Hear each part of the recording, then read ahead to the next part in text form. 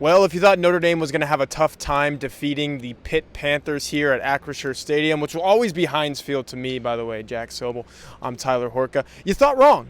You thought wrong because Notre Dame really didn't have much of a struggle at all against Pitt in a 37-15 victory. By the way, Pitt's second touchdown came as time expired, so really it was Notre Dame by 3 or 4 touchdowns pretty much throughout this entire ball game. Jeremiah Love gets it kicked off with a 56-yard touchdown, 54, somewhere in there. 56, only the way that he can. And Jack, it was kind of off and running, quite literally, for Notre Dame in this game. It just felt like early on, to set a tone, the Irish did a lot of things right and just kind of rode that from there to the win.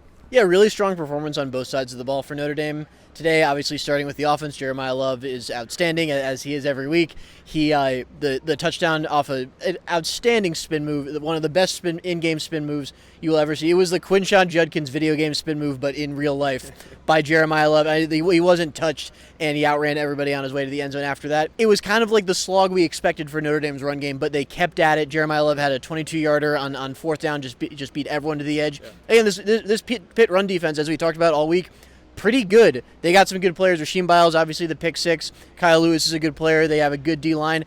Notre Dame never abandoned the run, though, and that's what you like to see. They pass protected very well as well. Obviously, Malachi Fields, the couple deep catches on free plays. It's a good Pitt defense Notre Dame went against, and I thought their offense made enough plays to say it was a good day. Yeah, and we got to mention that C.J. Carr kind of felt like the USC game where he just didn't really have his best. He wasn't as accurate as he tends to be. Wasn't as sharp. Yeah, it wasn't as sharp. There were some accuracy issues, maybe even some decision-making issues. There was a pick six involved, and I think it was like a 5 or 6 yard pick six. It wasn't much, 10 yards. He was backed up on his own goal line, and the play was a screen, but the screen wasn't there. And maybe you got to tuck that. Even if you take a sack or just run up the middle and take what you can get, you don't throw it into the arms of the other team and let them walk into the end zone. But right after that, Adon Schuler takes it all the way to the other end zone for a 2-point conversion for Notre Dame, which was, Pitt was trying to get a 2-point conversion for themselves. Didn't work out that way. Schuler gets the 2 points for Notre Dame. It was that kind of game for Notre Dame, I felt like, because you had the Tay Johnson pick six in there too. It seemed like every time Pitt was like, all right, we're going to do something well in this game and maybe even rewrite the narrative of it. No, Notre Dame was pretty much in control of this thing the entire time. And it goes to what Marcus Freeman said to us in the postgame press conference. It's not like Notre Dame comes out here on this road field or even at home or anywhere Notre Dame is playing and tries to control the momentum of a football game. It doesn't work like that. You got to do your job consistently over and over. And the more you do that, the reps stack up in your favor. Things start going your way. And lo and behold, there you have that momentum. And I thought it went that way for Notre Dame today. It was like, hey, we did this right, this, that, and the other. And now Notre Dame's on top by a couple scores. Particularly on defense, man. That was a fantastic performance for the Notre Dame defense. Pitt scored a, frankly, feckless touchdoon at the end of the game with Pat Narduzzi calling the timeout with 6 seconds left on. I called it a sad timeout, but because they scored a touchdown, technically it's just a petty timeout. It's a petty timeout, and I guess he got what he wanted. I don't know. And for what it's worth, when Marcus Freeman was asked about the exchange at the end of the game where he shook Pat Narduzzi's hand and went his separate ways, he smiled and said, "I wanted to go celebrate." So take that for what it's worth. I think Marcus Freeman's felt the same way that you guys did as Notre Dame fans about the end of the. Of course, he gave a diplomatic answer, but I think you guys know how he probably felt about that. But aside from that, defensively, Notre Dame gave up 6 points. 9 points. One was a pick six, and 3 were off a C.J. Carter interception. So that was a goal line stand. So that was a plus for the defense. Yeah. Near perfect performance for the first teamers, all 3 levels. I thought the safeties, all 3 of them, were completely amazing today. Adon Schuler, the tone-setting hit at the beginning of the game, that was phenomenal. The pick two, running back at PAT. Running back at PAT. 100-plus yards for a 2-point conversion. Luke Talich made some outstanding plays at the goal line. He made 2 straight goal line stands. Yeah, whenever he's out there, man, that kid makes plays. He made 2 straight goal line stands, one on the third down, undercutting a rub route, which is really hard to do in that area of the field.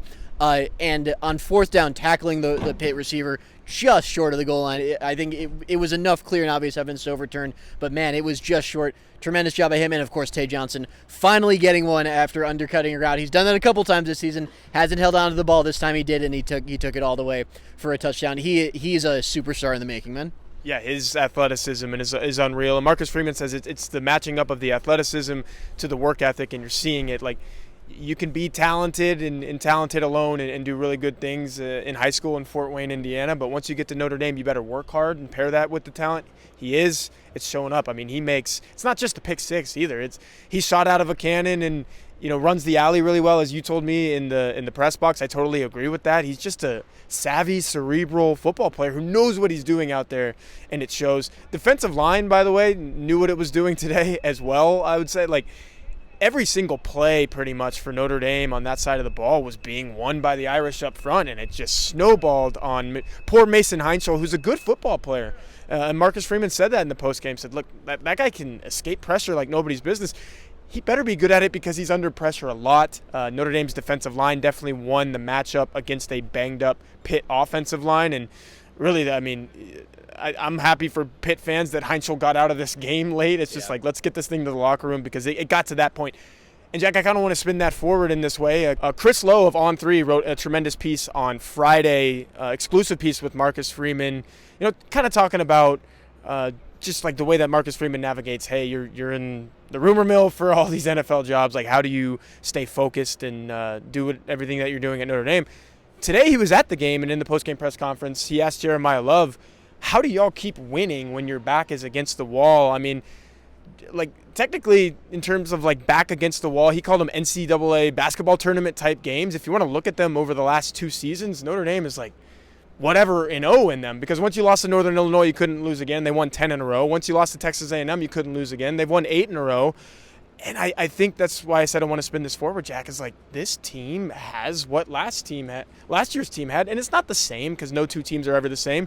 But in terms of, hey, we have to do this and we are going to do it, it's 37-15 against a ranked team out here, man. Like, they have to do it, and they're doing it. Well, it's got the same type of resilience, man. The way that last year's team improved on offense throughout the year, the way this year's team's improving on defense throughout the year. The first 3 games are so far in the past. It feels like years ago. This defense was flying around the field today from the jump. You mentioned Mason Heinschel. Like, he was sacked 4 times. It could have been a lot more if he wasn't a really good football player. He's going to do good things for Pitt, or it's 25, whoever else in his college football career.